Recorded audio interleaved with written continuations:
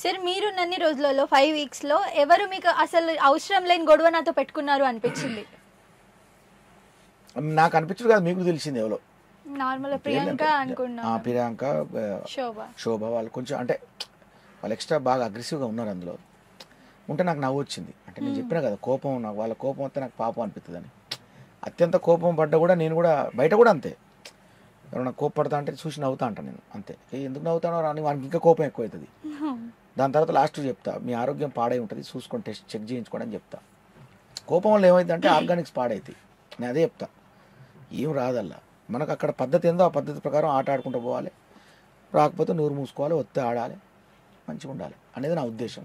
అట్లనే ఉన్నా కాబట్టి అక్కడ అట్లా ఉండొద్దు. స్ట్రాటజీ, మన స్ట్రాటజీ ఎక్కువ ఓవర్గా చూపించాలి, అగ్రెసివ్ ఉండాలి. జెన్యూన్ గా ఉన్నారు కాబట్టి బయటకు వచ్చేసారు అనుకుంటున్నారు అందరూ, అంతే. అంతేనా సార్? అఫ్ కోర్స్, అంటే వాళ్ళ పద్ధతులు ఎట్లా మరి అంటే జనాలు ఓటింగ్ ప్రకారం నడుస్తుందని చెప్పిండ్రు, కానీ ఆ లెక్క ప్రకారం ఓటింగ్ మన నాకే బాగా ఉంది, లిస్టులో ఇంకెవరో ఉన్నారని చెప్పిండ్రు. తెలియదు, అంటే వాళ్ళ లెక్కలు ఉంటాయి కొన్ని, జంబ్లింగ్ గిమ్లింగ్ బమ్లింగ్ గమ్లింగ్ చేసి లాస్ట్ జిక్ చిక్ తక్ తక్ ఈయన పంపించాలి అనుకుంటారు. అట్లా ఆ ప్రకారం ఇప్పుడు కూడా ఇంకా చాలా ప్రశాంతంగా ఇంటర్వ్యూ ఇస్తున్నారు మీరు, లేదా మీ యాక్టివ్నెస్ తట్టుకోలేము అసలు. నార్మల్ గా అయితే ఒక పాట పాడండి సార్, యాక్టివ్నెస్ రావట్లేదు మీ నుంచి.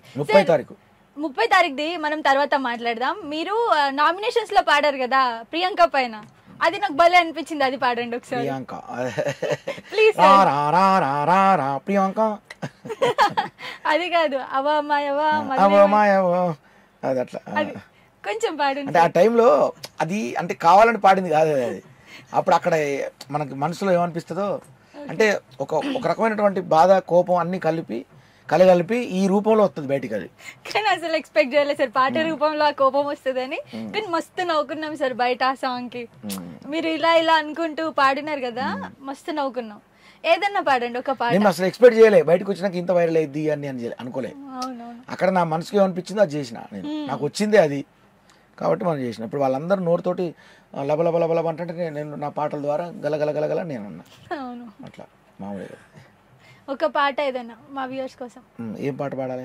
మీ ఇష్టం. అదే పాట కావాలని పాడమంటే ఏం పాడాలో అర్థం కాదు, ఏదైనా చెప్తే. నా మీద పాడండి సార్, ఇందాక అడిగాను కదా నా మీద పాడండి అని. ఏం పాట అన్ని అంటే జినితా అని. జినితా జినితా జినితా రాశానే నీ మీద కవిత, ఓ జినితా జినితా జినితా నా పక్కనుంటే మస్తుగుంది భవిత. చాలా చక్కదనం. చాలా sir, thank you so much. ఏమో అనుకోకుండా టక్కన నాకు. సార్ ఇప్పుడు మీరు వైట్ కార్డ్ ఎంట్రీ ఇచ్చారు కదా, వైట్ కార్డ్ ఎంట్రీ కాకుండా ఫస్ట్ వెళ్ళి ఉంటే ఆట తీరు ఏమైనా వేరేలా ఉండేదా? బాగుండేది, ఎందుకంటే ఇప్పుడు వాళ్ళతో స్టార్టింగ్ నుంచి ఇది ఉంటది కదా, వాళ్ళు ఆల్రెడీ స్టార్ట్ అయ్యేది, మీకు ర్యాపో స్టార్ట్ అయ్యేది. అది ఒకటి ఏంటంటే ఆ ఉత్సాహం వేరు, అదొకటి నెంబర్ 1. నెంబర్ 2 ఏంటంటే వీళ్ళు అప్పటికే కరుడు కట్టిన రాక్షసుల లెక్క తయారైపోయారు ఈ 5 వారాలు. ఈ అప్పటికి ఎన్ని వారాలు నేను పోయేటప్పటికి ఫిఫ్త్ వీక్ అయిపోయింది, కరెక్ట్ 5th అయిపోయింది. నేను 10th వీక్ వరకు ఉన్నా. ఈ 5 వారాల్లో వాళ్ళు మంచిగా ఇది అయిపోయిండు. ఇప్పుడు అమర్ నన్ను అడిగిండు, అన్న మీరు ఆట సరిగ్గా ఆడట్లేదన్నా అన్నాడు. మరి నువ్వే ఆడినావు, 1వ వారం 2వ వారం 3వ వారం 4వ వారం నువ్వే ఆడినవాయా అన్న కదా. అది కూడా బాగా వైరల్ అయింది. నిజమే, మరి అది నేను వాస్తవం చెప్పిన అక్కడ. కాబట్టి దాన్ని కొంచెం నేను చెప్పే విధానం ఉన్నది ఒక ఇది ఉంటది, ఎందుకంటే మీరు చూసేళ్ళారు బిగ్ బాస్ ఆల్రెడీ 5 వీక్స్ కాబట్టి. అది చూసేళ్ళా కదా, మరి ఆయనే వాడిండు. అప్పటికి నేను పోయినప్పుడు కూడా ఆడలే ఆయన. అంతా ఈ అంటే ఈ అంటే డిఫెండ్ చేసేటప్పుడు కొంచెం బాగా ఓవర్ అగ్రెసివ్ చేయడం, అట్లా అట్లా అట్లా అట్లా స్ట్రాటజీని పెంచుకోవడం, అంతే తప్ప ఏం లేదు. అంటే నేను అతన్ని విమర్శించట్లేదు. ఫర్ ఎగ్జాంపుల్ నాతో పోటీ నన్ను నామినేట్ చేశాడు కదా ఆ అబ్బాయి, అదే చెప్తాను. నామినేట్ చేసినప్పుడు అప్పుడు నేను నామినేషన్ నా మీద జరిగినప్పుడు కూడా అసలు అప్పుడు ఏం జరిగింది మీకు తెలుసు, రాజమాతల్ని పెట్టిరల్లా. శోభ ప్రియాంక బ్లాక్ అయినరు, వాళ్ళు బ్లాక్ అయిపోయారు రాజమాతల కింద. కాబట్టి అప్పుడు నాకేంది, వాళ్ళ మీద నేను నామినేషన్ వేయకుండా అయిపోయింది. సో వేసి ఉంటే అప్పుడు నేను చాలా సేవ్ అయ్యేవాడిని.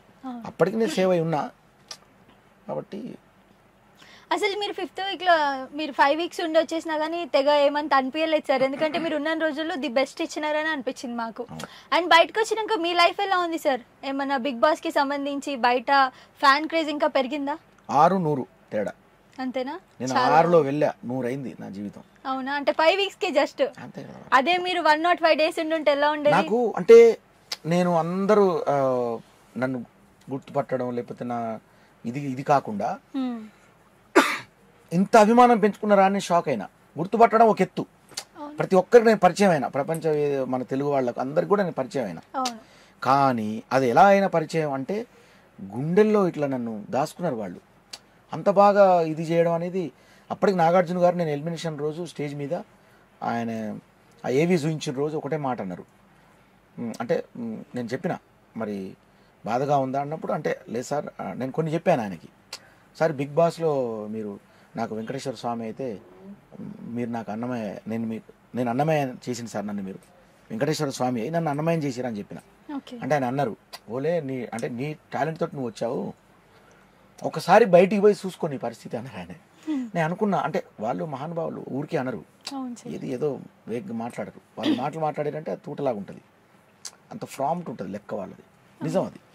వాళ్ళు వీకెండ్లో వచ్చినప్పుడు కూడా కరెక్ట్గా చెప్తారు ప్రతిదీ కూడా. మనకి ఇండైరెక్ట్గా ఆడియన్ మనసులో ఉన్నటువంటి భావాల్ని ఇక్కడ మన గురించి బయట ప్రపంచంలో ఏమనుకుంటారు ఇండైరెక్ట్గా ఆయన తెలియజేస్తా అంటారు మనకి. బట్ అది కనుక కరెక్ట్ నాకు అంత అనుభవం కూడా లేదు అసలు. అది కనుక ఫాలో అయితే భలే ఉంటుంది అసలు, అర్థం చేసుకుంటే అసలు కరెక్ట్గా ఆయన అర్థం చేసుకుంటే అసలు టాప్ 5లో ఉండొచ్చు ఈజీగా అట్లా. కానీ ఏంటంటే టాప్ 5కి రావాలంటే కంపల్సరీ ఒక రకమైన స్ట్రాటజీ, ఒక రకమైనటువంటి అగ్రెసివ్ అన్నీ కలిగి ఉండాలి, ఎదిరించే ఇది ఉండాలి. అబ్బో నేను అంటే అంతగా నేను నా కళను, అంటే నా మనస్తత్వాన్ని, నా కళను, నా నిజమైనటువంటి భావుకతను నేను పక్కన పెట్టి నేను పోరాడలేను, నా వల్ల కాదు. ఇప్పుడు నేను అనొచ్చు, ఇప్పుడు యాక్టింగ్ చేయమంటే చేస్తా, ఒక అగ్రెసివ్ యాక్టింగ్ చేయమంటే చేయగలుగుతాం కదా, ఇష్టం ఉన్నట్టు ఎంత ఒర్రాలంటే అంత ఒరగలుగుతాం, యాక్షన్ అంటే అది వేరు. కానీ మన అక్కడ రియాలిటీ కదా, అది రియాలిటీ షో కదా, అక్కడ మనకు ఎలా అనిపించిందో అలా వ్యక్తపరచాలి. అంతవరకే అనిపించింది నాకు, అంతకంటే ఎక్కువ అనిపించలే. ఇంకా ఇప్పుడు వాళ్ళకి కోపం వస్తుంది, ఉద్రేకం వస్తుంది, లేస్తారు ఏ అంటారు వాళ్ళు.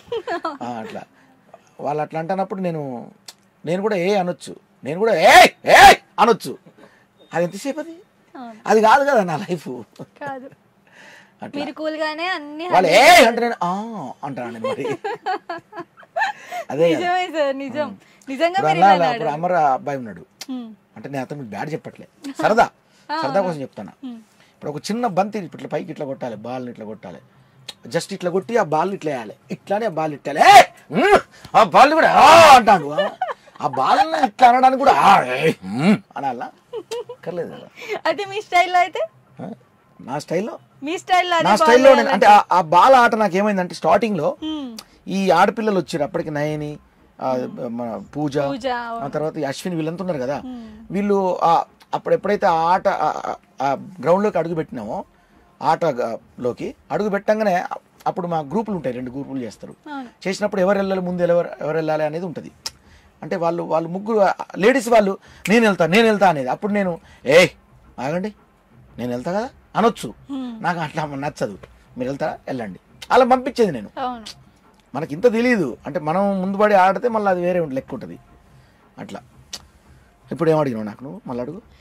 పల్లవి ప్రశాంత్ ఆ స్ట్రాటజీ తెలుసుకున్నారా, అందుకే ఉండగలిగారా టాప్ 5లో అండ్ విన్నర్ అయ్యగలిగారా అని అడిగాను. విన్నర్ ఎవరైనా విన్నర్ పల్లవి ప్రశాంత్. మీకు అర్థం కాలే కదా, మళ్ళీ అడిగాను. ప్రశాంత్ నేను అన్నాను, మీరు ఏమన్నారు, స్ట్రాటజీస్ తెలుసుకుని ఉంటే టాప్ 5లో ఈజీగా ఉండొచ్చు, నాగార్జున గారు సాటర్డే చెప్పేదాన్ని బట్టి అన్నారు కదా. సో టాప్ 5లో ఉండి టాప్ 1 పొజిషన్ కి రాగలిగారంటే ఆ స్ట్రాటజీస్ యూస్ చేసుకున్నారా పల్లవి ప్రశాంత్ గారు? పల్లవి ప్రశాంత్ అతను ఆటగాడు, ఒకటే మాట, ఇక మాటగాడు కూడా కాదు అతను. ఆ మాట ఏంటంటే తను చెప్పే విధానం మోటుగా చెప్పేటోడు. అన్నా ఇదన్నా ఇట్లుంటుంది అన్న, ఇప్పుడు అన్నా నువ్వు కాదన్నా, అట్లా కాదన్నా, ఇట్లా కాదన్నా, అట్లా అంతే, అంతవరకే అది. కానీ అతను ఆటగాడు, ప్యూర్ అతను, ఆట ఆడేటోడు అతను. ఈ రకరకాల నాటకాలు ఇవన్నీ తనకు తెలియదు, ఆట విషయంలో తనకి ఏం తెలియదు, ఆట ఒక్కటే తెలుసు కాబట్టి అతను ఉండగలిగిండు లాస్ట్ వరకు అట్లా. మిగతా వాళ్ళు ఏంటంటే రకరకాల విన్యాసాలు చేయాలి. ఇప్పుడు ఈ పిల్లగాడు ఏంటంటే ఇట్లా నేను ఆడతా కప్పు గెలుస్తా, కప్పు గెలిచేటోళ్ళు కప్పు గెలుస్తా నాకు చెప్పక్కర్లా, ఆట ఆడితే సరిపోద్ది, నేను అదే చెప్తాను అట్లా. ఇప్పుడు మామూలుగా నాకు టీ కావాలి, ఒక కప్పులో టీ కావాలి, మనకు చాయ్ తాగినప్పుడు కప్పులో టీ కావాలి అంటాం మనం, అర్థమైందా? ఆట ఆడేటప్పుడు మనకు కప్పు కావాలని అక్కర్లా, అదే వస్తుంది, ఆట ఆడితే సరిపోద్ది. టీ తాగుతానికి టీ అడగాలి, ఒక కప్పు టీ ఇస్తారా అనొచ్చు అట్లా. కానీ కప్పు నాకే ఇస్తారా అనక్కర్లా అన్నట్టు అది టీ కప్ అయిపోతుంది.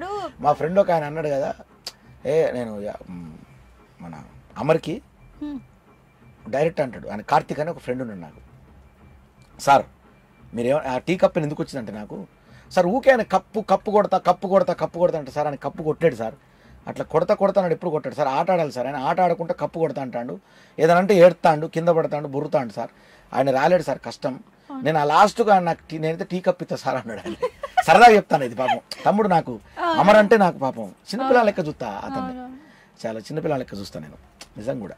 సబ్స్క్రైబ్ చేయండి.